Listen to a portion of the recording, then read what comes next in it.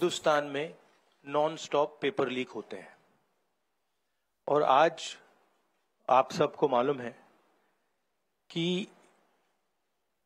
NEET paper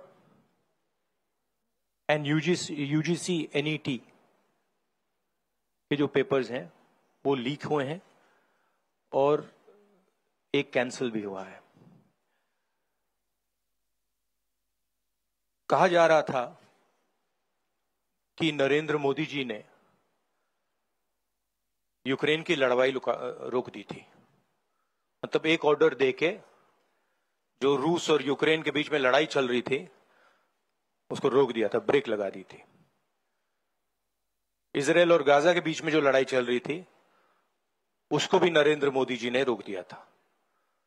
मगर किसी ना किसी कारण जो हिंदुस्तान में पेपर लीक हो रहे हैं उसको नरेंद्र मोदी रोक नहीं पा रहे हैं या रोकना नहीं चाहते हैं। नुकसान स्टूडेंट्स का होता है। जो हिंदुस्तान के स्टूडेंट्स हैं, मैं जानता हूं कि आप इन एग्जाम्स के लिए महीनों सालों काम करते हो। ये आपका फ्यूचर है और आपके फ्यूचर से खिलवाड़ किया जा रहा है। मध्य प्रदेश में व्यापम हुआ और अब उस व्यापम को नरेंद्र मोदी जी और उनकी सरकार पूरे देश में फैलाने का काम कर रही है। मैं इंस्टीट्यूशनल कैप्चर की बात करता हूं, मीडिया की बात करी, अलग अलग हिंदुस्तान के जो संस्थाएं हैं उनकी बात की। यही एजुकेशन इंस्टीट्यूशंस में हो रहा है। पेपर लीक का कारण है कि सारे के सारे वाइस चांसलर्स, एजुकेशन सिस्टम को बीजेपी के लोगों ने, उनके पेरेंट ऑर्गेनाइजेशन ने कैप्चर कर रखा है।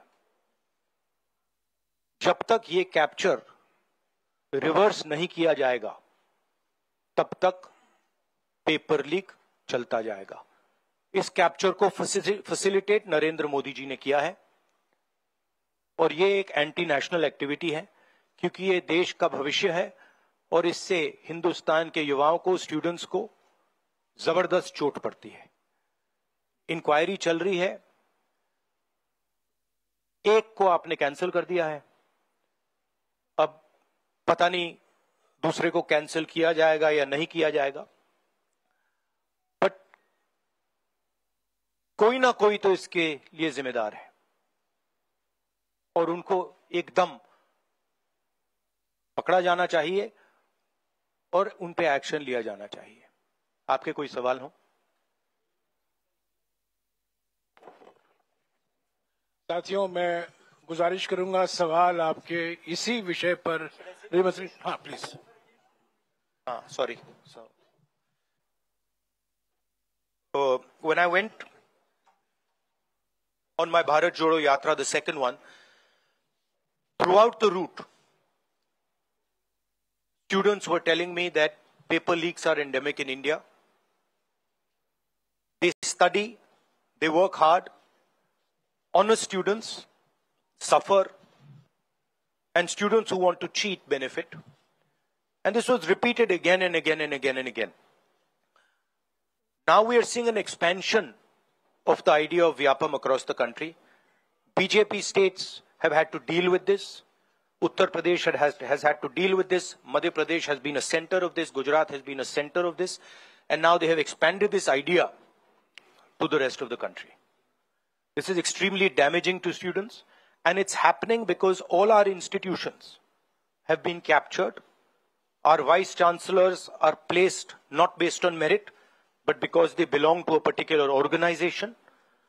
And this organization and the BJP have penetrated our education system and destroyed it.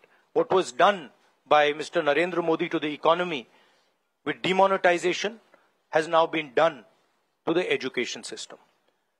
Youngsters, I want you to know that the reason this is happening and the reason you're suffering is because an independent, objective education system has been demolished and it has been replaced by an education system that is captured by the BJP, captured by their parent organization. And until this capture is released, you are going to suffer. You're going to see cancellations of your exams. You're going to see paper leaks again and again and again. One paper has been cancelled. We don't know what is going to happen to NEET. But whatever happens, it should not be done in an arbitrary fashion. The rules that apply to one paper should apply to another paper.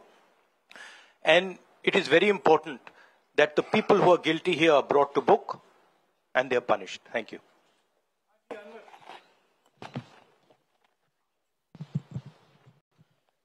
Sir, सोमवार से संसद का सत्र शुरू हो रहा है, तो क्या आप निजी तौर पर लोकसभा में इस विषय को उठाएंगे और आप यह मांग करेंगे कि प्रधानमंत्री मोदी खुद सदन में आकर जवाब दें इस विषय पर, क्योंकि ये छात्रों के भविष्य से जुड़ा विषय है?